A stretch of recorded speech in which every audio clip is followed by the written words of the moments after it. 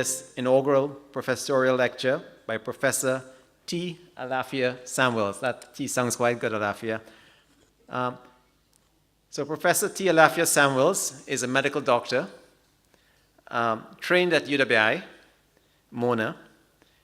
She also holds a MPH, Masters in Public Health, and a PhD in Chronic Disease Epidemiology from Johns Hopkins University, and both of these were awarded with honors.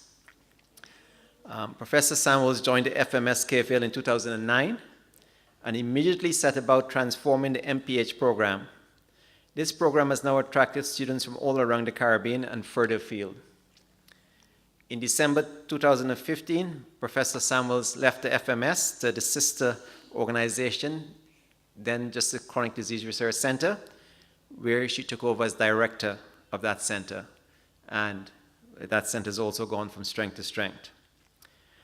Just some background on her. She is an appointed member of the multi-sectoral Barbados NCD Commission, and was the principal author of the Barbados Ministry of Health Strategic Plan of Action for NCDs 2015 to 2019. She was a principal investigator for the formal evaluation of the CARICOM Heads of Government 2007 Port of Spain NCD Summit Declaration, which received the Vice Chancellor's Award for Excellence for Multi-Campus Research.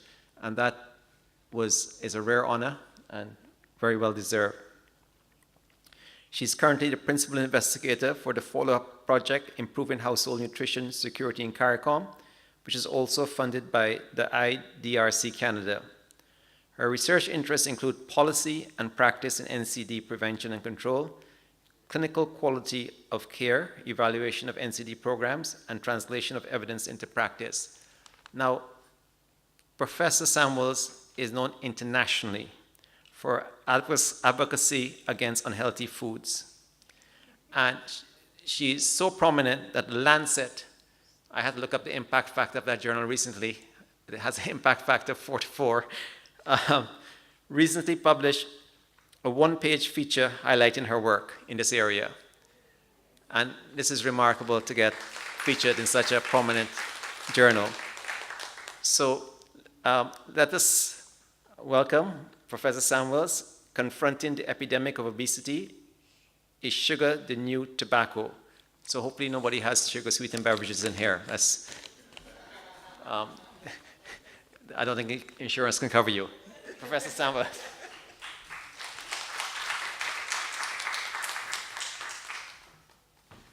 Good afternoon, all. Thank you very much, Dean Adams, for your very kind introduction. And thank you all for coming. So today we're going to be talking about the obesity epidemic and is sugar the new tobacco? So let's just reflect. We're going to talk a little bit about tobacco, remind you of the burden of tobacco use, the health effects, and what has been done to confront that epidemic. And then we'll talk the same things about sugar and sugar-sweetened beverages.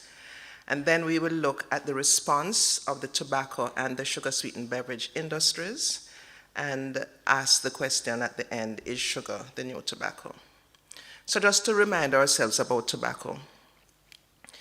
The prevalence of tobacco smoking varies considerably across the world. And here you will see the darkest red has the highest rates, and the lightest colors have the lowest rates. The blue have the lowest rates. And I like this map because unlike a lot of maps you usually see, they have pulled out the Caribbean so you can actually see us. Because usually when you see a global map, you don't see us at all. So you see in the bottom left-hand corner, this is for males, and you can see some of the islands in the bottom left-hand corner. You can see that in Trinidad and Tobago, it's an orange color, so they are quite high. St. Vincent and the Grenadines is there, Barbados is there at blue, so we have a fairly low smoking prevalence among men. And the picture is very similar among women. Globally, women smoke less than men, so you see more blue on this chart than you saw on the one before. And in the Caribbean, across the Caribbean, the small islands, you see the bottom left-hand corner. You see that most of the women in the Caribbean have very low smoking prevalence. However, tobacco smoke is still a major risk factor for disease. And both secondhand smoke and smoking itself cause a lot of injuries. I won't go through this because we'd be here for the rest of the day, but you can see on the side, the left side, what smoking does. I mean, the main thing smoking is known for is cancer of the lung. But actually, in terms of the actual number of people who suffer, more people get heart attacks and strokes from tobacco than actually cancer of the lung. It's just that a higher proportion of the cancer of the lung people are caused by tobacco. And secondhand smoke, very importantly, because if you decide to smoke yourself, I mean, that's your choice, but people who are in a workplace and are exposed to secondhand smoke all the time, they inadvertently also suffer a number of illnesses as a result of inhaling secondhand smoke. So we know that tobacco is the only legal product which kills when used as directed, and the average person will die about 8 years earlier than a similar non-smoker. It causes about 85% of cases of the lung and cancers all over. And the incidence of heart attack is 2 to 4 times greater in smokers than non-smokers, and it's a major risk factor for heart attack and sudden cardiac death. Don't smoke. Hi, Henry. And we also noted both in adults and in children the very dire effects of secondhand smoke. Tobacco is a leading risk factor for 6 of the world's 8 leading causes of death. So there you see the leading causes of death: ischemic heart disease, cerebrovascular disease, stroke. These are the same patterns we see in Barbados as well. These are our leading causes of death. And globally, in the stripe at the top, you can see what is contributed by tobacco. And on the right-hand side, when you add them all up together, you see that tobacco use is a very significant cause of death globally. So 4.9 million people die from tobacco every year, 500 people every hour. And by 2030, 10 million people will die per year from tobacco use, and 70% of these deaths will occur in developing countries. And what you can notice from the death pattern on the right is that in 2000, you had more deaths in developed countries, but the tobacco companies are now focusing their marketing and their advocacy in developing countries, and so by 2030, it's the developing countries that are going to have way more deaths than the developed countries. So we have done a number of things to confront this tobacco epidemic, and there has been a very concerted international response. The global WHO, World Health Organization Framework Convention on Tobacco Control is the first international convention on risk factors, and has been, I'll show you a little bit more about that. The Bloomberg Initiative, they have worked significantly in the Caribbean, assisting countries with tobacco initiatives, and the Bill and Melinda Gates Foundation has also worked in this area. So the Framework Convention on Tobacco Control is the first international public health treaty, and countries have supported the treaty by ratifying, and the objective was to protect present and future generations from the devastating health, social, environmental, and economic consequences of tobacco smoke. In the Caribbean, all countries have ratified except for Haiti, and here you see the timeline of the ratifications, starting with Trinidad and Tobago, and most recently in St. Kitts and Nevis, taking us to 13 out of the 14 independent states of the CARICOM. You know, 6 of the countries are United Kingdom overseas territories, so they're actually colonies, so they don't have the right to sign international treaties on their own. But we do know from some studies we did that they are complying with some of the directives. So basically what the Framework Convention seeks to do is summed up by the word empower. So M, to monitor the tobacco use. P, protect people from tobacco smoke. So we have 100% smoke-free spaces. Very happy that Barbados introduced this some time ago. Offer help to quit tobacco. Warn about the dangers of tobacco, which means graphic warnings or plain packaging. Enforce bans on tobacco advertising, promotion, and sponsorship, and raise taxes on tobacco to 75% of sale price. Although a number of Caribbean countries, and I have a slide in a little second, have raised taxes, none of the Caribbean countries are yet at 75%. So when we talk about protecting people from tobacco smoke, here is this child in his father's arms, and starting smoking early, although he didn't want to, I think. So in terms of smoking in public spaces, you see that only 4 countries of the Caribbean have actually passed legislation to do so: Barbados, Trinidad and Tobago, Jamaica, and Suriname. Other countries have some limits on smoking in some public spaces, government and educational facilities, and so on. In terms of warning, we are obliged to put graphic warning labels on our cigarette boxes, and unfortunately only 2 countries have done so far, but these have been found to be quite effective. Jamaica has, Suriname has, Barbados, Trinidad, and Tobago are in process. Not sure what that in process means, but and the Bloomberg Initiative through Tobacco Free Kids has been supported this initiative between 2008 and 2011, especially in Jamaica, and really helped to get these graphic warnings in place. So in terms of enforcing the ban, as you know, these companies brand and label all kinds of things. Here we have a motorbike branded, and of course the pretty girls, you know, enticing you to try Marlboro. In terms of raising taxes, as I mentioned, the target taxation rate is 75%, and St. Lucia is at 60-something%, but none of the countries are at 75. And this is really a great potential source of income. We say all the time we don't have enough money for chronic disease research and programs. Well, this is where the money is. So we need to go get it. And tobacco prices are very effective in reducing consumption. Here you see in the solid line the tax on cigarettes. This is some work from South Africa. And on the bars you see the actual consumption, and you can see clearly that when the tax was high in the 1980s, consumption was low. The tax fell relatively because of inflation and so on.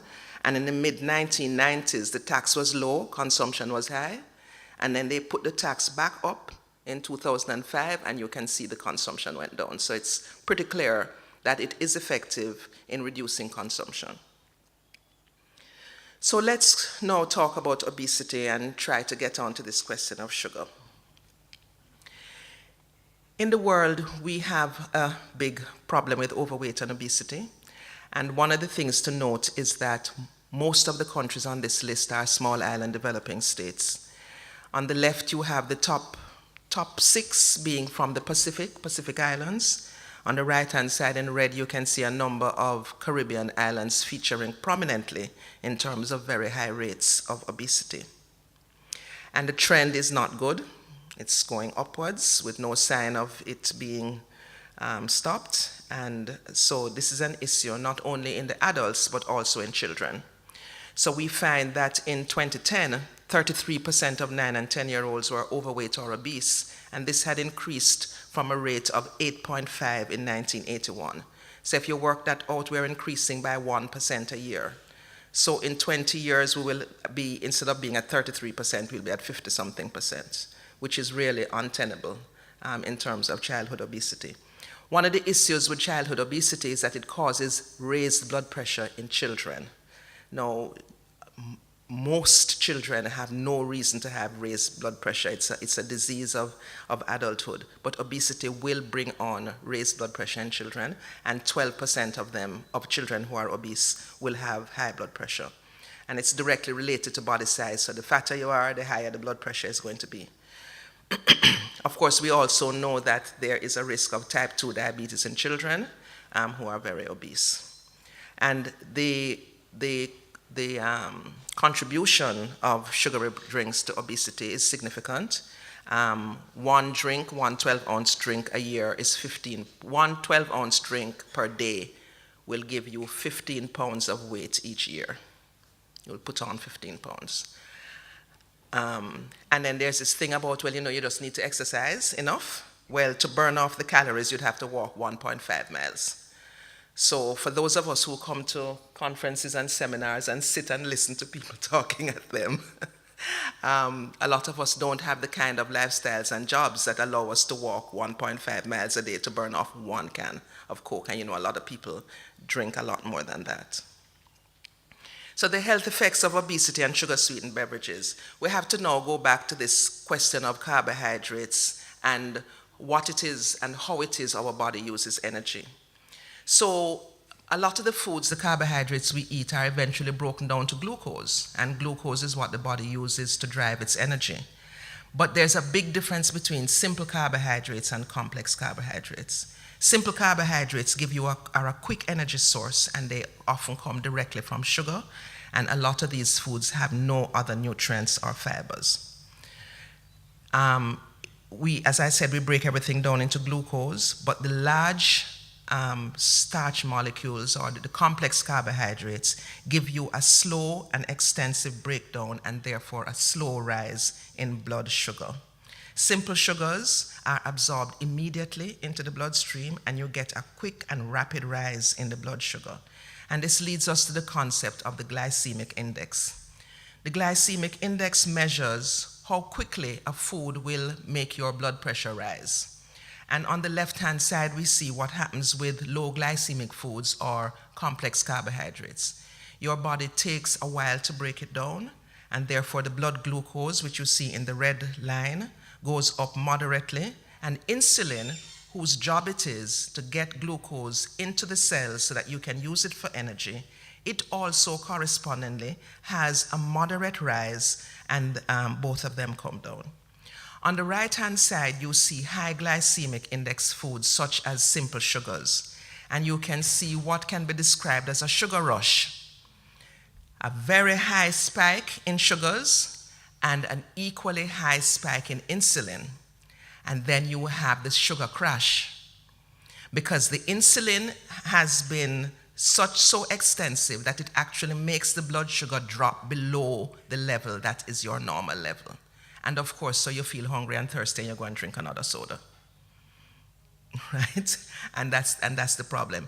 And this insulin spike is a big problem, because I'll show you in a slide in a while. It is one of the things that they believe is the reason why sugar-sweetened beverages, independent of its effect on obesity, will have an impact on the risk for diabetes. So these are the foods that have different glycemic indices, and you can see there's only one thing that is higher than glucose, and that's maltose in beer. So all you beer drinkers in the audience, take notes. So glucose is up there at 100, and if you compare that, for example, with nuts at 15, green vegetables 0 to 15, tomatoes 15, when you eat those foods with low glycemic index, your blood sugar goes up by a little bit of amount. When you have high glycemic, your blood sugar goes up by a very high amount. You get the immediate, rapid rise in blood sugar. So added sugar in drinks are a problem for a number of reasons. First of all, calories from drinks do not satisfy hunger.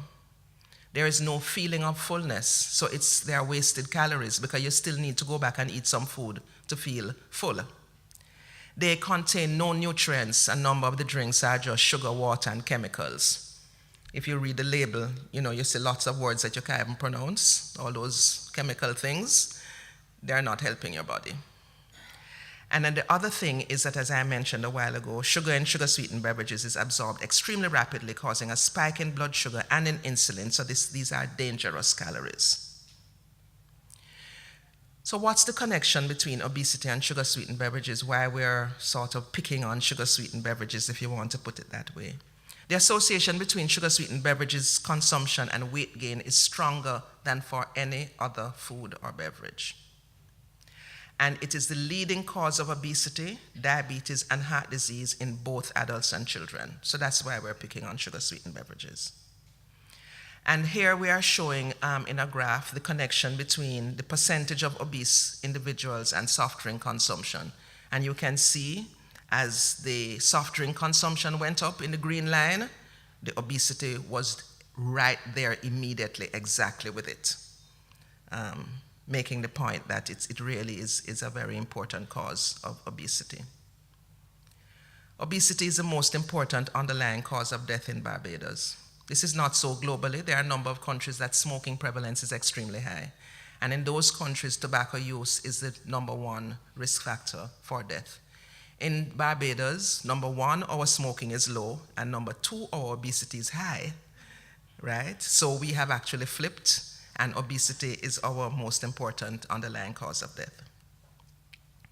And the conditions are numerous: diabetes, hypertension, heart disease, respiratory disease, joint problems, high cholesterol, all kind of problems.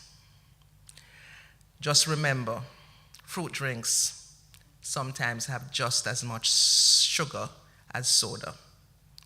And in fact, if you look at the sugar display that we have over in the corner there, and I hope you do when we're through, some people are actually stunned at the amount of sugar that you can find in common products. In fact, one person asked me, can that amount of sugar really dissolve in the And you know, I think your own experience, when you're mixing lemonade, you can put a whole bag of sugar in the water and it will dissolve.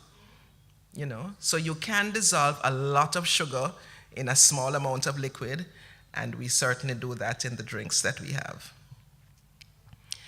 The health impacts from sugar-sweetened beverages, in particular, therefore, in addition to the overweight and obesity, there's a particular problem with dental caries and cavities, because the sugar rests in your mouth and therefore it produces a lot of cavities. One sugar-sweetened beverage per day increases your diabetes risk by 18%. So, obesity is a problem.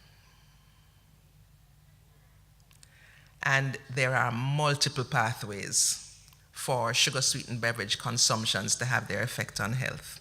Bear with me. I know it's plenty. But energy in liquid form, as I mentioned, passive calorie overconsumption, because you are satisfying your thirst but not your hunger, and therefore it leads to increased energy intake and it leads to obesity. Back at the top, you displace more satisfying foods with the liquid. You also get increased hunger, and so you're back into the increased energy intake. The increased energy intake, of course, will give you fat deposits, which will go and will actually, along with the obesity, cause insulin resistance. Remember we talked earlier about the spike in insulin when you have this direct sugar rush. And eventually, spiking the insulin like that all the time will build insulin resistance, and that is one of the risk factors or the pathway to the metabolic syndrome and then on to diabetes. The high glycemic load, we're back at the top. From, as I mentioned, the high glycemic load of sugar-sweetened beverages gives you this high insulin, we talked about that, and it also gives you this sugar crash, which is called postprandial the hyperglycemia is when it goes up. And that gives you, through various mechanisms, coronary heart disease. Back at the top now, we have alteration of the taste preferences, because when you get accustomed to this heavy sugar, you crave the sugar all the time, which is why manufacturers can't just drop their sugar in their whatever product from 100% to 50% overnight. The consumers are not going to accept that, because you can taste the 50% difference, because you're accustomed to the taste. But what we do know is that if you drop it by 10% each time, your tongue can't tell the difference. And so this is one mechanism that we encourage manufacturers to use, which is to gradually drop over time. And so, increased intake of sugary foods, decreased fruits and vegetables, less nutrients, dental cavities. At the bottom, sugar-sweetened beverages are giving you obesity, diabetes, heart disease, and dental cavities. 2 sodas a day double the risk of heart disease and also of dying from a heart attack. We know, as I mentioned earlier, the leading causes of death in Barbados: ischemic heart disease, diabetes, stroke, and the top 3 are contributed to by obesity and by drinking sugar-sweetened beverages. So what can we do to confront this obesity epidemic? In some places, they are putting warning labels on sodas. So this is somewhere in California that the Coca-Cola has a warning label that says, just like how tobacco has a warning label, they are now putting warning labels on sodas. Drinking beverages with added sugars contributes to obesity, diabetes, and tooth decay. This is a message from the city and county of San Francisco. This is what they do in San Francisco. And a lot of countries, on the advice of the World Health Organization, have been passing taxes on sugar-sweetened beverages. In the orange is when the tax tried and failed. In the green is when the tax tried and succeeded. And you can see as we go forward in time, we're having more and more successes. And in fact, the UK and South Africa are two that are recently joining this list. And you can see proudly Barbados at 2015 with our sugar-sweetened tax, the first in the Caribbean.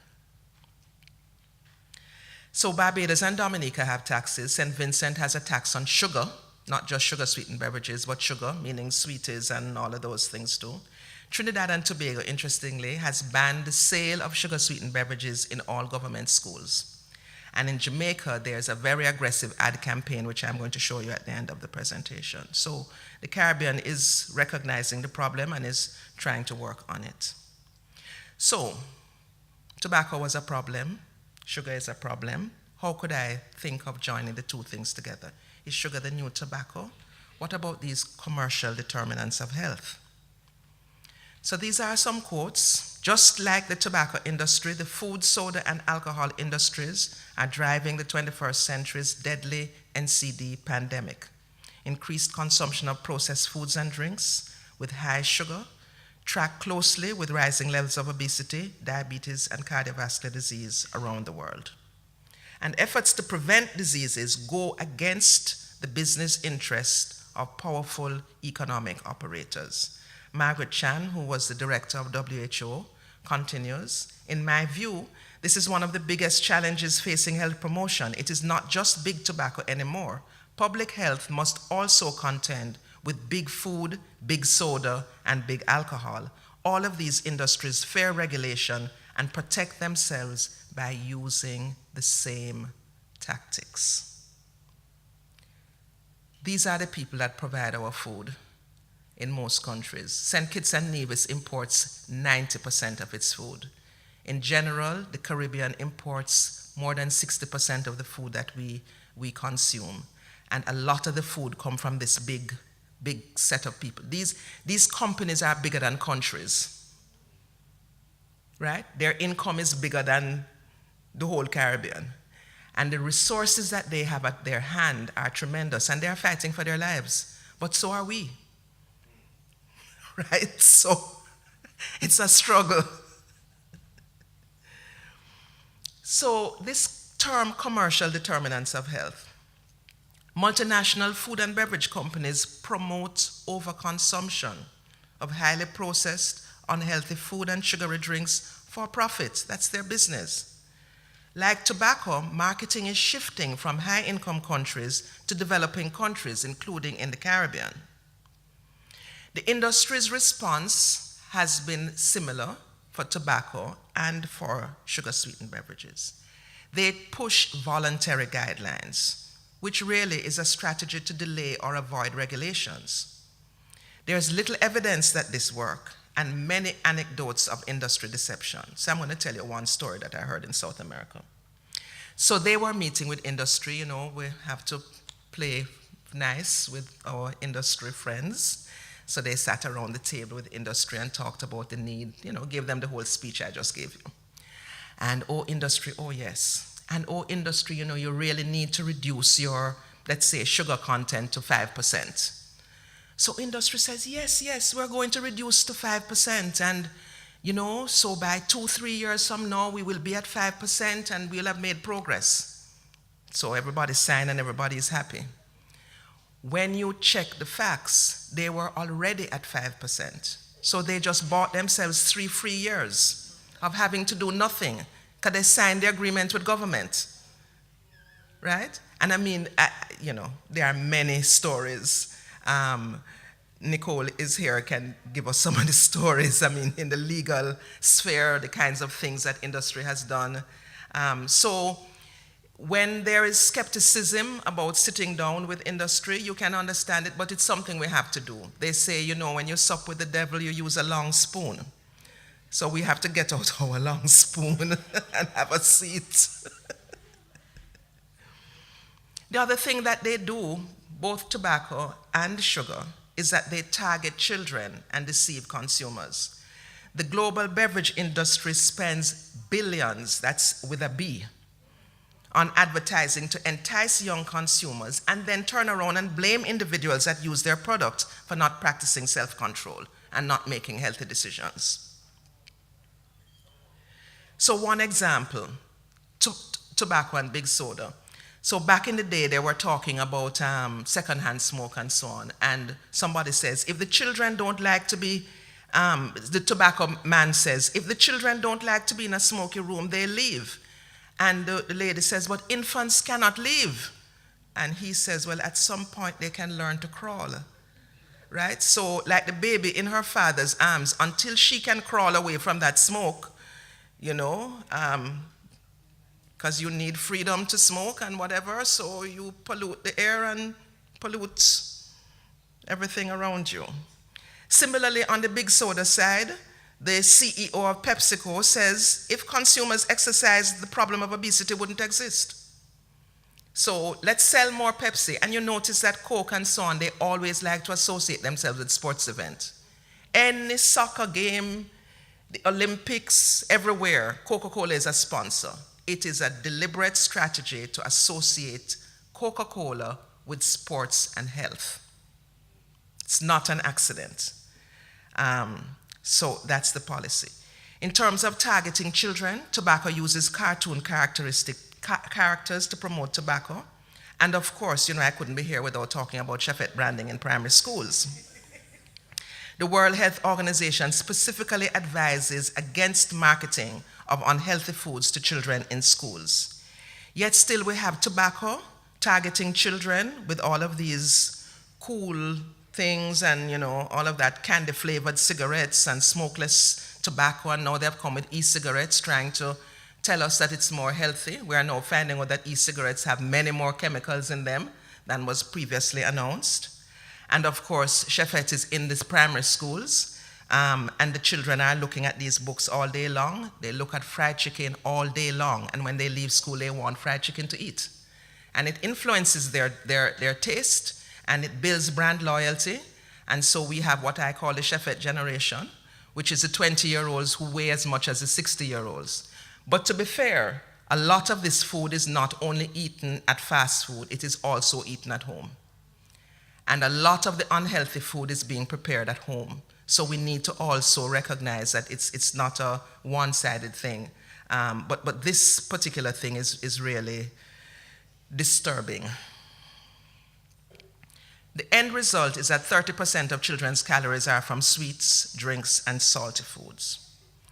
So the other thing that both tobacco and big soda do is that they distort the science. So tobacco, for example, in 1981 attacked the study that showed that Japanese women whose husbands smoked had higher death rates from lung cancer.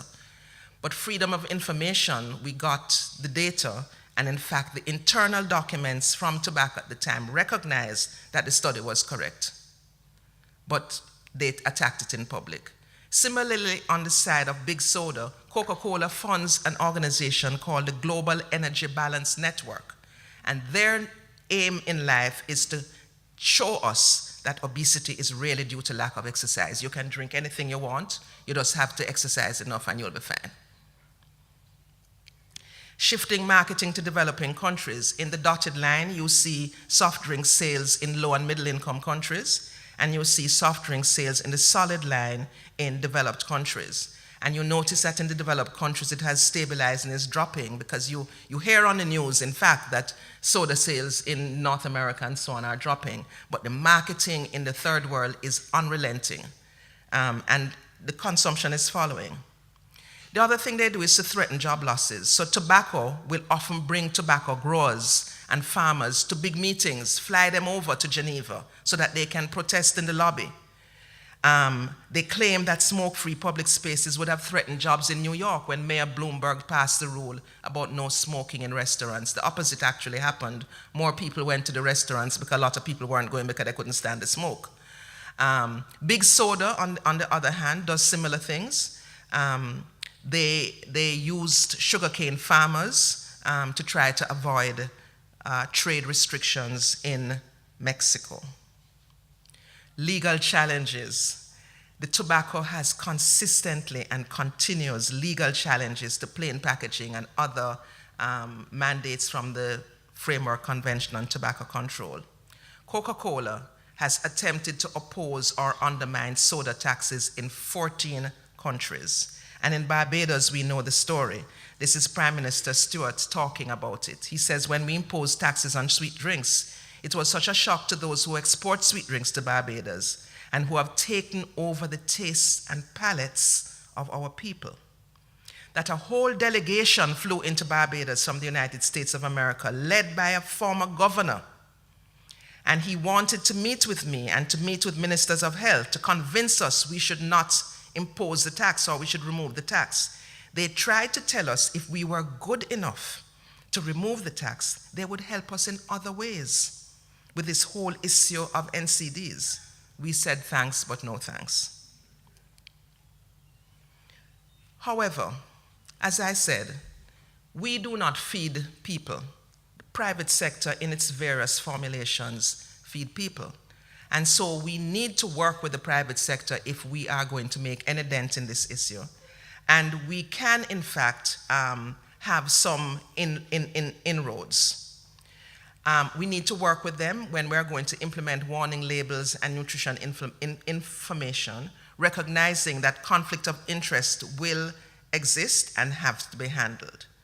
But further, there is a small sector called the friendly private sector who are making profit from selling healthy foods. They're farmers, the retailers, and healthy food vendors.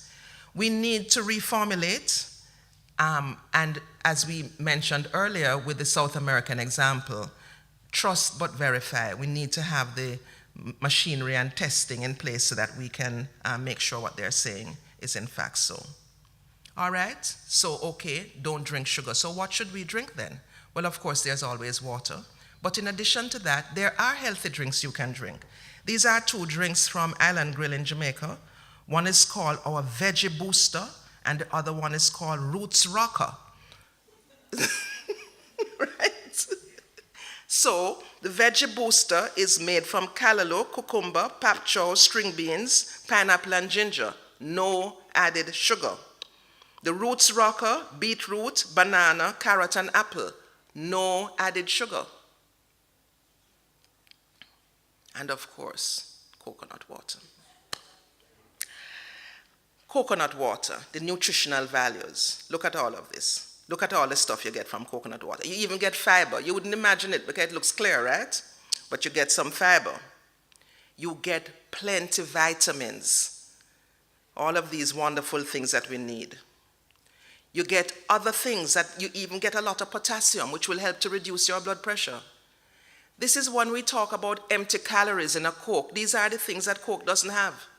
Can't have it. It's just sugar and water and chemicals. So in addition to the problem of sugar, you are not helping yourself in terms of nutrients that your body needs. So, in conclusion, is sugar the new tobacco? No. Sugar is used for energy. It is being used to heal wounds resistant to antibiotics. And as a friend mentioned to me, it can save lives in patients with diabetes who are in hypoglycemic shock. But added sugar in drinks and tobacco, there are many similarities. We have empty calories, the sugar rush and the sugar crash, the wasted calories. It's a leading cause of obesity and through that NCDs. WHO recommends a tax to address it, says no ads to children, similar things for sugar and for tobacco. Industry response is where you really get the similarity between the two. The blaming the consumer, the targeting of the children, the promoting of junk science, the threatening of job losses, and the opposition to taxation and legislation. So, I just want to end by showing you an advertisement from Jamaica, which is making the point about sugar-sweetened beverages. Does this look familiar? There's the breakfast fruit drink, the long ride to work energizer, the mid-morning quencher, and the sodas at dinner time. But that many sugary drinks a day add up to more than 50 teaspoons and could bring on obesity, which could lead to type 2 diabetes, heart disease, and even some cancers. Are you drinking yourself sick? Drink water instead. A message from the Heart Foundation of Jamaica, the Ministry of Health, Jamaica Moves. Thank you very much for your attention.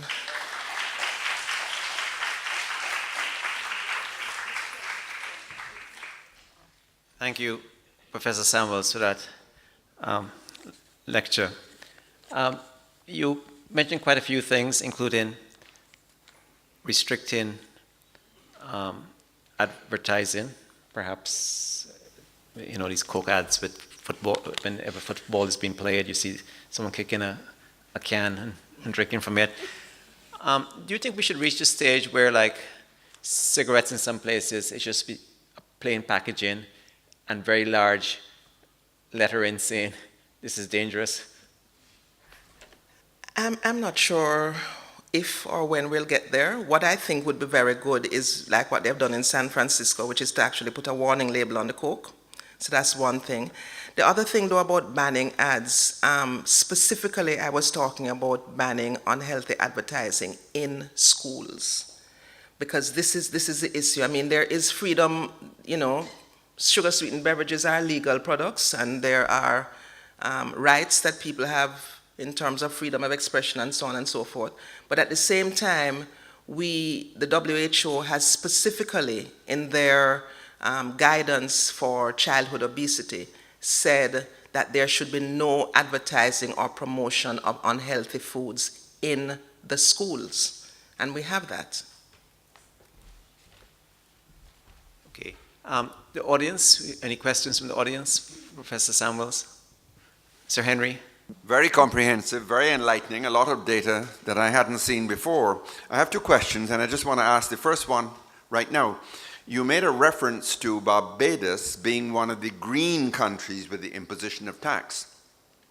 Now, it has been publicly said that the 10% imposition, while the the Non-Communicable Disease Commission, PAHO, Henry Fraser, all of us recommended the PAHO WHO 20% recommendation. The government said, okay, we'll do 10%. We don't want to hurt people too much.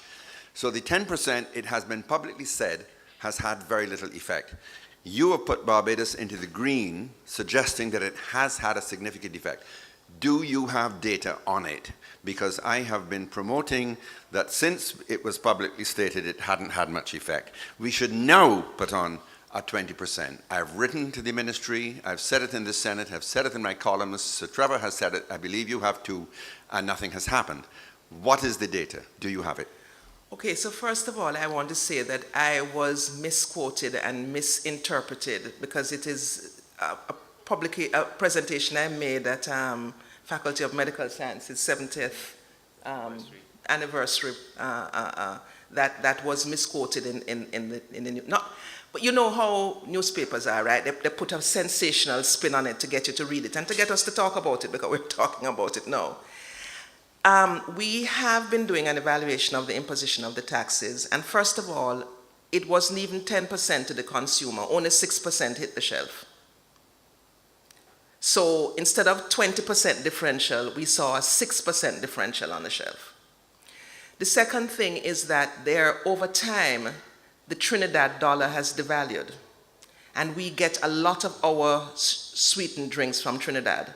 And so because the Trinidad dollar devalued, the relative price of those drinks were less, and so the consumption changed in that direction.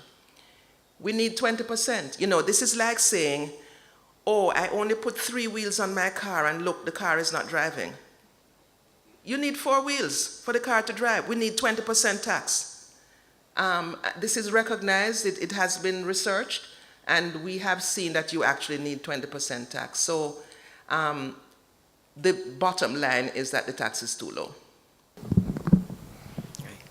My question speaks to the labeling of foods in like in-house delis and those places. There are some places where they indicate what the contents are, but then there are others, there is no indication whatsoever as to the nutritive value or the contents. How is this going to be addressed? So right now there's a project with PAHO and the government of Chile working with the countries of CARICOM on front of package labeling. And we are working also with CrossQ, which is a CARICOM regional organization for standards and qualities. This is the organization that sets labeling standards for the region, and then the individual countries are asked to implement. Because obviously a regional body cannot instruct a country what to do because the countries are all independent. But certainly at the regional level, they work together to come up with some common guidelines. And this is happening right now because you are correct. There is no legal requirement for labeling your products with either the calories or the nutrients or anything. And we are working to fix that. And I am told that the deadline that they're hoping for is December of 2019 because it's a long process. You have to do the internal thing, and then you have to go to country, and you have to have country open fora like this, and then the industry responds, and of course they're going to send in. The other day they did building codes, CrossQ did building codes, and they got it through not too quickly, but they had opened this labeling thing once. Industry sent 300 comments. That's many things. Nicole will tell you about those. So, and you have to respond to the 300 comments. And so that just delays the whole process and so on and so forth. But, this thing with unhealthy food is a marathon. Tobacco was so much easier. Tobacco is a black and white situation. There's absolutely no benefit to tobacco. There's no, and yet still, in the majority of the world, people are still living in places where smoking in public places is normal, is not illegal. So even with something that's so clear, it's a long, drawn-out process, much less sugar. I mean, I just presented you a well on the one hand and on the other hand argument here today. It's not all one size fits all. It's a nuanced situation, and industry takes advantage of that. Professor Samuels, thank you for that very informative lecture.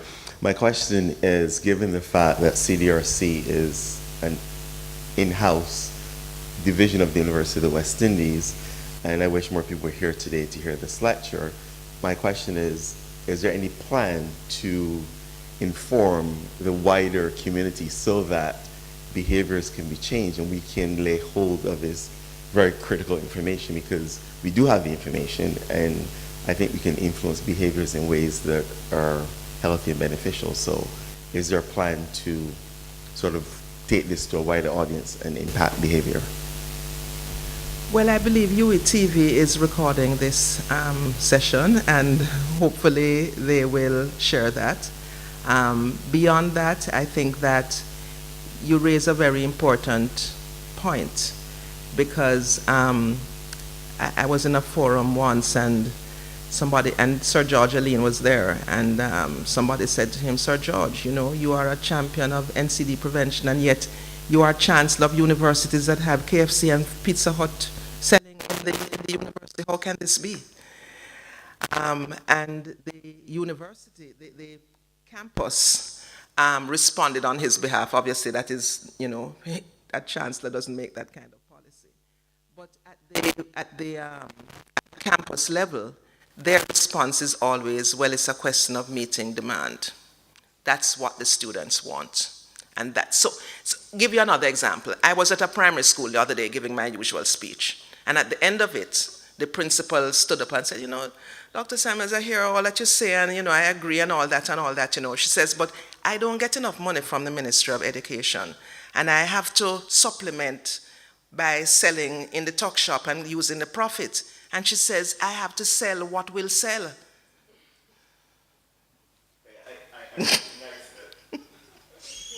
I recognize that industry has its place, but in terms of information, could there be a poster campaign so that people understand that one can of soda increases your chances of diabetes by X percentage. I'm talking about giving people information Okay. so that they can then make choices. Okay, thank you. Yes, I got you now. I think very nice, very important. We can start by maybe leaving the sugar display up in the lobby over there.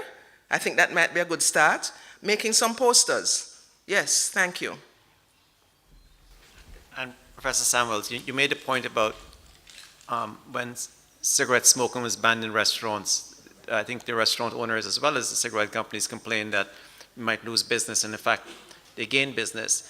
I mean, I've had patients come to see me, and we're problem solving because we personalize care rather than public health, and they will say, construction worker, well, all I have to drink at work, all they bring available are soft drinks. And so, and there are actually people there who want to drink water, etc., but it's just not made available on the work site. So I think sometimes if more places had non-sweetened beverages available, we might be surprised. The other thing you mentioned was as you gradually reduce the concentration of sugar in your drinks, your taste buds will readjust. The same thing with salt. Yes. But I think it takes longer with sugar. Yeah. But it definitely will readjust. Yes. You know, Dr. Adams, you see that patient who came and told you that he buys soda because he can't get water. You see where he bought the soda? There's bottled water right beside where the soda is sold. Well, it's a construction site where it's not available right there. It's convenience. Okay. Yeah. So sometimes on a large property being built. Oh, okay. Yes. Got you. Good afternoon, Professor Simons. Very lovely lecture. My question is, are there any, do you think there are lessons that can be learned from the tobacco story? Because it tweaked my mind when you showed your graph, your chart with all the food companies. I saw Kraft. And I remember that up until 2007, Kraft was owned by Philip Morris, one of Big Tobacco. So it's no accident that the same direction Big Food is taking is the direction Big Tobacco is taking. And where you've talked about tobacco sales and advertising has declined in the Western world, and now it's ramped up in the developing world. The same thing's following for food and soda. So are there any lessons that we can learn from the tobacco story to try to head off some of this food story at the past before we get to that stage? It's difficult. I mean, I showed you some, we recognize that they're using the same tactics, and we can try our best. We have lawyers who are fighting tobacco in court, and they are also going to be turning their mind to fighting, around, some of the more obvious causes of obesity. I don't know the answer to that question. One of the problems, of course, is that food is so much more nuanced than tobacco. So it's going to be even more difficult for you to you can't ban sugar. Sugar is in your body. You use it every day. So you have to pick and choose and kind of figure out how to go forward. I don't know, Andre. I don't know. And the whole thing about food consumption and calorie consumption, we all have to eat, whereas you don't have to smoke. You don't have to smoke, exactly. Yes. Deputy Dean Cohol. Good afternoon, everyone. First and foremost, congrats, Professor Samuels, on an excellent lecture. My question borders around, the complexity of this issue of behavioral change. Now, I can imagine how easy it would be for governments to increase taxes on cigarettes and alcohol, and of course that it will inform change in behavior because it will reduce the sales of cigarettes and it should reduce the sales of alcoholic beverages. We impose taxes on sugar, sweetened beverages, and it might reduce sales in sugar, sweetened beverages, but it doesn't necessarily impact the sale of other sugar products, including sugar itself. Mm-hmm. Right? From my background in food science and also standards, sugar sweetened beverages has a specific definition. You know, with the focus on sugar, sweetened beverages being so prominent in terms of the imposition of this tax and a further call to increase the tax, will it not only create the positive behavioral change, which is to reduce the consumption of sugar, sweetened beverages, but will it also increase the need for persons to consider looking at alternatives to circumvent that loss that they may have incurred because they can't get access to sugar, sweetened beverages? I want to come back to the point made by the gentleman earlier, which is raising the point that in fact in Barbados we really didn't go about this thing in the correct way. There's no magic bullet with taxes. When you look at what they did in Mexico and compare with how we did it in Barbados, in Mexico there was a huge educational campaign. In Jamaica, the ad you see is preparing the ground for taxes on sugar-sweetened beverages and trying to bring the public on board. We didn't do any of this. We had a need for revenue, and so we put on a tax. In Mexico, I even have a slide where they had demonstrations in graveyards, pointing up, holding up sugar, and like if they had a relative that died of diabetes, they went to the gravestone and held up the placards and had demonstrations there. So a lot of the public education is very important, because people will always try to get around something if they don't understand the reasoning behind it. So I agree with you. We need to do much more than just put on a tax. I think we have Professor. Hi. Thanks, Alafia. It was such a great presentation. I love the idea of the long spoon. and so I want to ask and think about how we as researchers, as public health researchers, try to work out how long or short that spoon needs to be. And I want to ask the question by way of an example. So you and I have both worked on the Diabetes Atlas since the 5th edition. We're now on to the 8th edition. So I think we like to think it's a public good. I'm pretty sure it is a public good. But the IDF is funded heavily by Nestle, amongst others. So does that make it less of a public good? Does that make it a public bad? Should that make us question it in any way, do you think? I don't know the answer to that, by the way. Well, I think it's not a simple question or a simple answer, but what I can say is that having worked on the Atlas over the years, we know that what comes out is what the scientists put in. I am not aware of any manipulation of the data based on Nestle input. But then maybe I'm just being naive. Maybe it's happening at a higher level, or I don't know. Do you have any inclination that there has been undue influence? I would love to say that Nestle has absolutely no influence. I suspect that's the case, but I also suspect that I'm biased. Right? I really want to think there's absolutely no influence. Yeah. I mean, I really don't think there is, but the general question is, why would IDF want to have Nestle as part of their funding process? They obviously think it's beneficial in some way, right? Yeah, I mean, I remember being at a meeting of the American Society for Sports Medicine, and their biggest sponsor was Coca-Cola. And when we tried to challenge it, they were trying to defend, to say, well, it doesn't have any influence and so on and so forth. But like you and I know, you really have to question. I mean, it would be much better to get that money from people like Bloomberg or Bill and Melinda Gates, assuming, of course, that they are not getting profit from investments in. I mean, it's such a web. Yeah, it's a web, isn't it? It's a web. It's a confusing web, yeah. Absolutely. Because a lot of people who have a lot of money don't even know where some of their money is invested. They buy a mutual fund, and who knows what the mutual fund invests in. So, I don't know, Ian. I'm saying I don't know a lot, right? I mean, one Professor Samuels, through a mutual fund.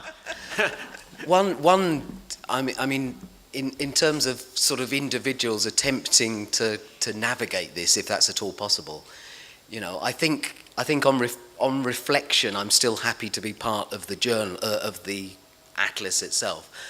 But I've always said no to money to go to the conferences, because that must come from Nestle directly, right?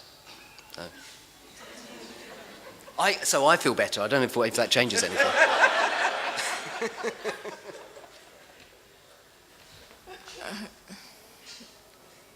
Hi, thanks, Alafia, great lecture.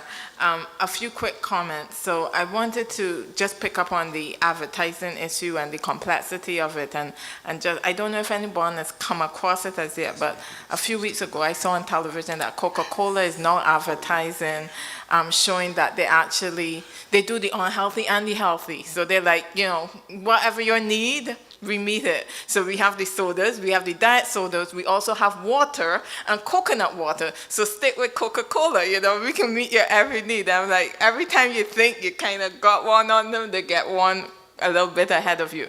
So that's just to show the complexity of the challenge that we have to deal with in the context of both dealing with industry as well as dealing with the problem of advertising, the issue of advertising.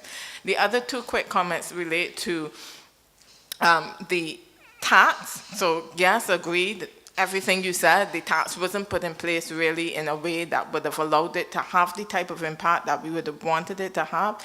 And in particular, so we're highlighting the level of the tax, but I think it's also important to highlight that currently we have no way, there is no linkage between the monies that's generated from the tax and using that money for health purposes. And that's quite important, yes?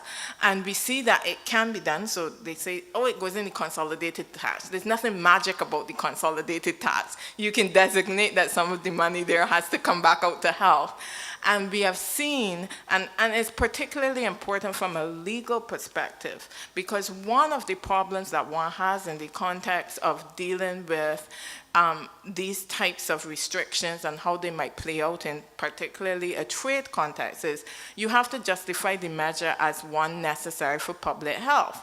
Well, one of the things, so if you can show that I've put in place this measure, it's generating $10, I use $2 of those dollars towards public health, it goes towards supporting that whole idea that it is an objective, rational measure that's related to health. When you just have this measure that's imposed, it becomes much more difficult for you as a government in terms of defending this measure from a legal perspective. So it's important from a health point of view, but also too in terms of building the, you know, creating a potential defense in the context of any potential challenges. And I would say in this regard that kind of right now we're in a space where the legal framework is kind of a little bit pro-health. So we kind of have the things that a little bit in our favor, but you kind of have to put yourself in a position to benefit from that. If you don't, you know, clearly then the rules are going to go against you, and then you're going to have unnecessary challenges.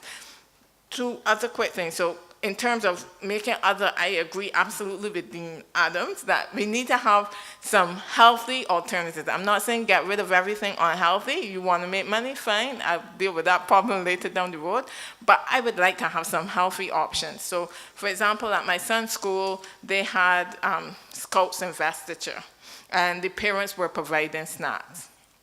And we just decided, we said, somebody was going to bring soda or something, and somebody said, let's try and do something healthy.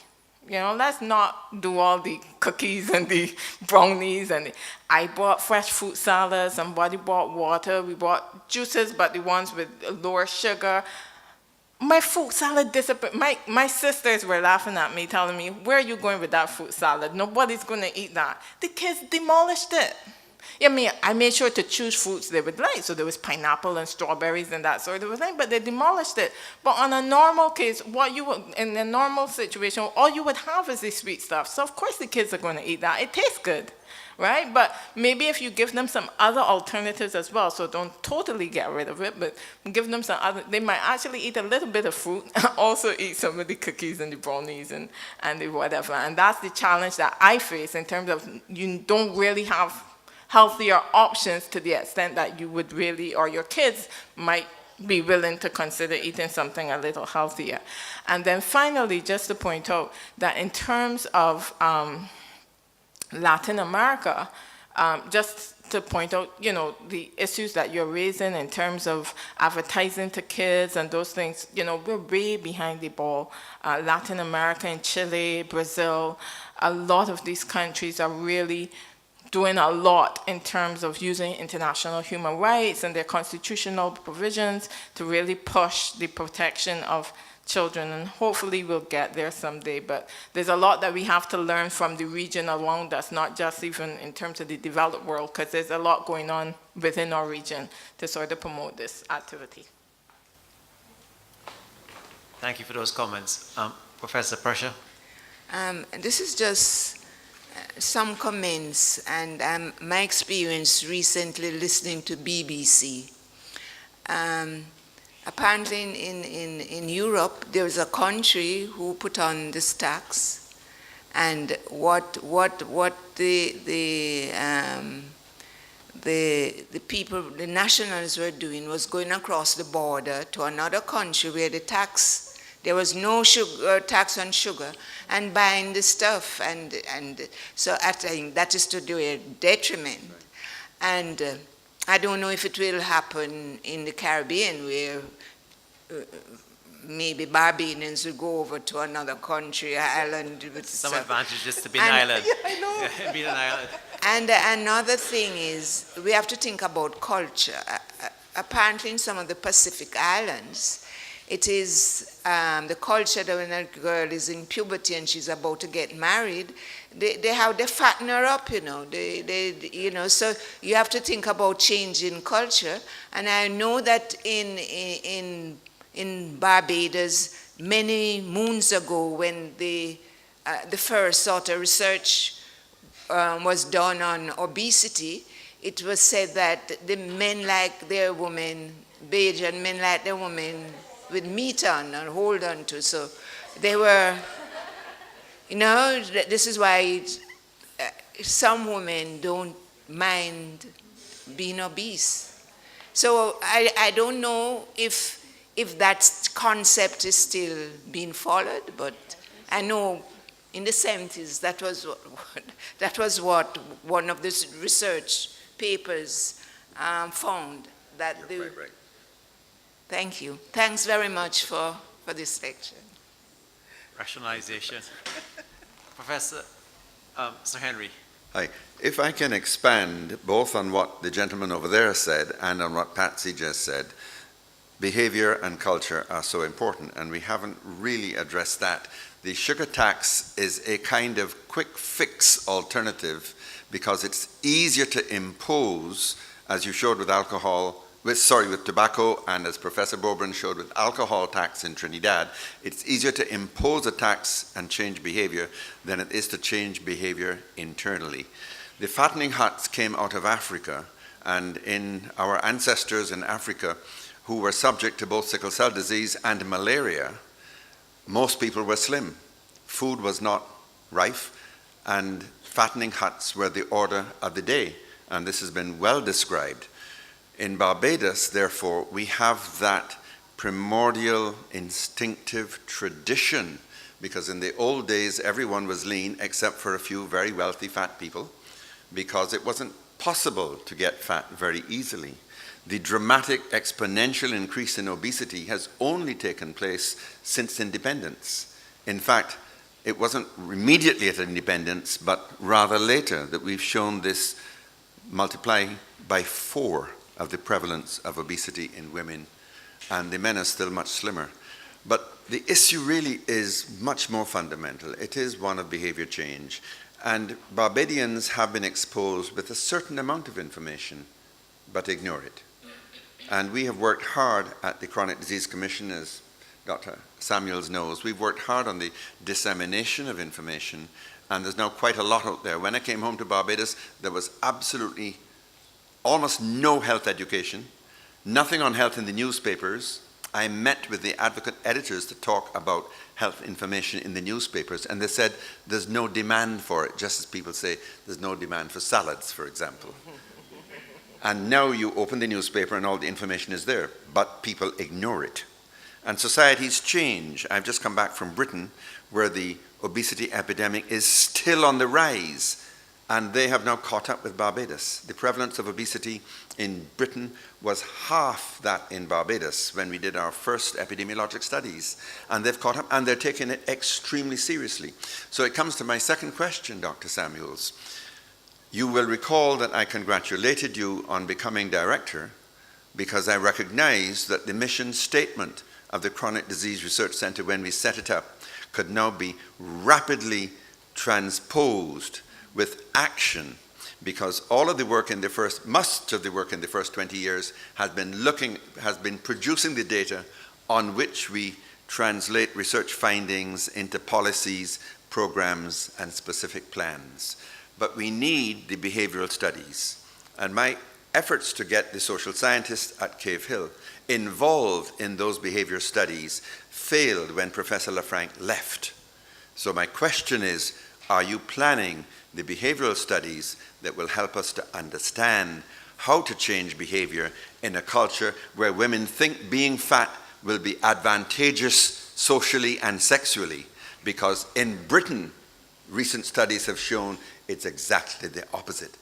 In Britain, who have just got so fat, ladies who lose weight dramatically increase their improved partnerships, relationships, and even marriage. Okay.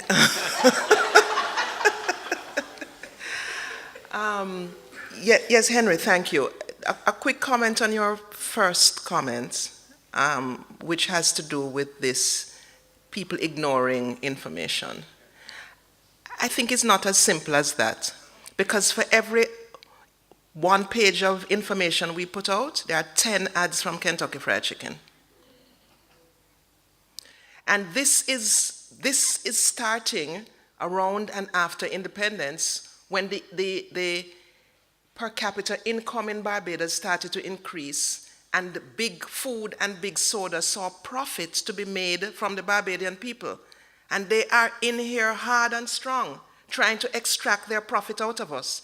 So I think it's a balancing situation where we are saying one thing with one voice, and they are saying the opposite with 10 voices. And so people sometimes, and you know, what they sell tastes good. It does. So I think we have to definitely try to find out more, which takes me to your second point. And Dr. Murphy is sitting here. She knew I was going to talk about her. We have just started a follow-up project to the Port of Spain evaluation. And one of the things that Dr. Murphy is in charge of is doing qualitative work. She is a qualitative researcher. She's many things, but she's also a qualitative researcher. So we are doing it in-house. We're not, it would be great to partner with other institutes, but we are making sure that between herself and Dr. Greaves, that we are actually going to be doing studies in 3 countries, Jamaica, St. Kitts and Nevis, and St. Vincent and the Grenadines. And one of the components is focus groups asking people why they eat what they eat. After we go and we figure out what they eat, then we're going in to figure out why they eat. And one of the things that she has said she's going to do is that when the people say to her, well, I buy my potatoes from Tom at the corner, she's going to Tom at the corner to find out from Tom, where do you get your potatoes or your French fries or whatever? Why do you sell them at this price? What? And to try to really get into the layers. And I think it's very important work, because you made the point, we have not done that work yet. And Professor Samuels, just to remind you, we're going to have to brand this partially FMS project with the staff you're utilizing. We are one. We are one, I know. But I think that work is going to be very important work, and certainly those sorts of projects you're leading are very important. We have a little project in FMS which now become partly public health with our trying to prevent diabetes in people with prediabetes through community-based workshops. So it all boils down to weight and calorie consumption, etc. I would like to thank Professor Samuels for this very interesting, informative lecture. And I'm sure we've all learned a lot, drawing in the parallels between tobacco and sugar and some of the differences. But hopefully sugar will become the new tobacco. Are we down to about 10% of adults smoking tobacco in Barbados? 11% of men and 2% of women. Yeah, so hopefully we can get down to that level of people consuming sugar-sweetened beverages or sugar-added products, etc., and that would really be good. I'd like to thank the audience for turning up and asking some interesting questions and making some very interesting comments. So, Professor Samuels, we hope to hear a lot more of your work in due course. You can have follow-up professorial lectures. No. And actually what you gave your lecture on was the Barbados 50th anniversary independence lectures we did. And so we can get you back for 70th anniversary as well, I suppose. All right, so thank you all for turning out, and thank you again, Professor Samuels.